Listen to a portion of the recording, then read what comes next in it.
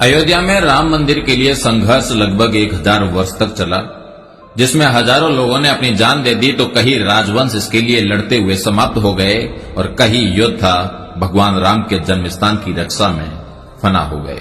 आज हम आपको बताने जा रहे हैं वो चौंकाने वाले ऐतिहासिक तथ्य जो राम मंदिर से जुड़े हुए हैं। कन्नौज के गहड़वाल राजपूत वंश के 5 सम्राटों चंद्रदेव, मदनपाल, गोविंद चंद्र, विजय चंद्र और जयचंद्र के शासन काल में अयोध्या का चतुर्दिक विकास हुआ।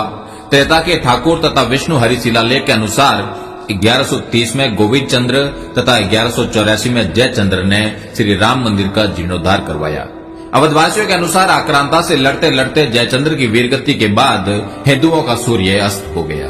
देश में विदेशी आक्रांताओं का दौर बढ़ने लगा और भारत पर हो रहे आक्रमणों की इस कड़ी में खानवा के युद्ध के बाद महाराणा सांगा की मृत्यु तथा चंदेरी में मेदिनी राय प्रत्याहार की वीरगति के बाद बाबर ने अवध पर विजय के लिए मीरा बाकी को सेनापति बनाया।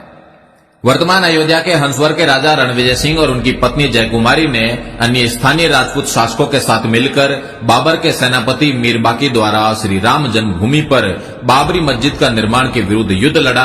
लगभग 15 दिन तक जन्मभूमि परिसर रणविजय सिंह के नियंत्रण में रही, किंतु अंततः युद्ध में सभी वीरगति को प्राप्त हो गए। मीरबाकी ने 1528 में मंदिर तोड़कर बाबरी मस्जिद का निर्माण करवा दिया। 1678 से 1707 में औरंगजेब के समय पर राजेपुर के ठाकुर गजराज सिंह, सिसिंडा के कुंवर गोपाल सिंह, ठाकुर जगदम्बा सिंह, बाबा केशवदास और हजारों राजपूतों ने राम जन्मभूमि के लिए दर्जनों लड़ाइयां लड़ी। ठाकुर जगदम्बा सिंह का बलिदान तो आज भी अवध की लोक कथाओं में अमर है। बाबर की मृत्यु के बाद मुगल सत्ता में जयपुर के शासकों का हस्तक्षेप अधिक रहा। काशी, मथुरा, वृंदावन सहित उत्तर भारत के ये सभी धार्मिक स्थल मान सिंह जी की जागीरी में आते थे। जयपुर रोयल के अभिलेखागार के अनुसार 1717 में सवाई जयसिंह द्वितीय ने सरयू नदी के किनारे श्री राम जन्म स्थान खरीदा और 1725 तक इस मंदिर का जीर्णोद्धार करवाया। उत्तर भारत के धार्मिक स्थलों पर मिर्जा राजा मानसिंह से लेकर सवाई जयसिंह जी तक के जयपुर के शासकों का अधिकार होने के कारण मुगल सत्ता द्वारा स्थानीय नवाबों को मंदिर परिसरों से दूर रहने के सख्त निर्देश थे। जयपुर शाही परिवार के पास राम मंदिर और आसपास 983 एकड़ के करीब जमीन थी, जिसका नक्शा जयपुर रॉयल आर्काइव में आज भी उपलब्ध है।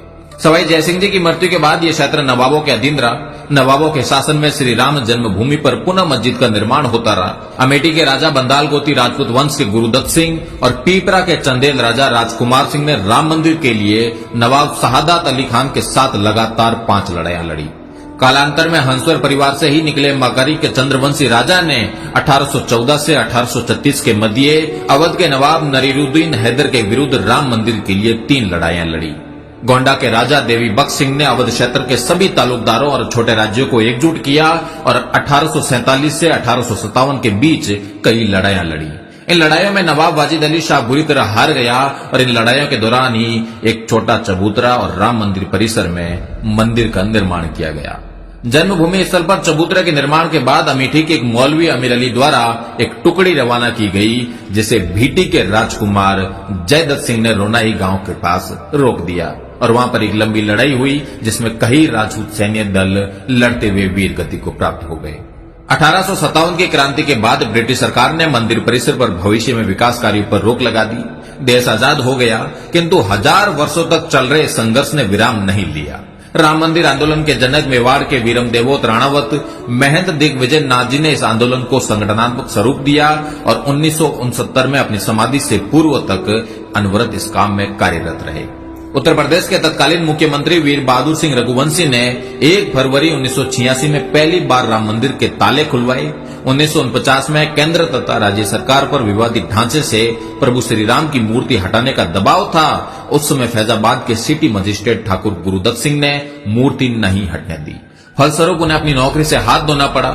निर्मोही अखाड़े के संतों के बाद शायद अशोक सिंघल पहले प्रमुख हिंदू नेता है जिन्होंने स्वीकार किया कि ठाकुर गुरुदत्त सिंह के योगदान ने राम जन्मभूमि के इतिहास की दिशा बदल दी और राम जन्मभूमि पर नियंत्रण के लिए हिंदू संघर्ष की समय रेखा में एक मील का पत्थर स्थापित किया।